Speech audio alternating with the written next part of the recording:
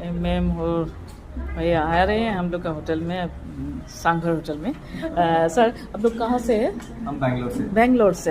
अच्छा, आप भी बेंगलोर से हैं? अच्छा, कैसा है यहाँ का खाना, कैसा है सर? बहुत ही अच्छा है। हैं? मतलब हमको जो ज़्यादा पसंद है कि सब आइटम जो है यहाँ लोकल का है। हाँ।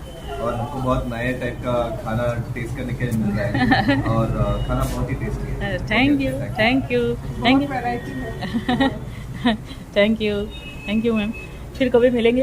हाँ, थैंक यू। मैम और भैया आ रहे हैं हम लोग का होटल में, सांघर होटल में।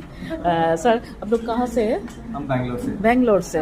अच्छा, आप भी बेंगलोर से हैं? अच्छा, कैसा है यहाँ का खाना, कैसा है सर? बहुत ही अच्छा है। हैं? मतलब हमको जो ज़्यादा पसंद है कि सब आइटम जो है यहाँ लोकल का है। हाँ। और हमको बहुत नए टाइप का खाना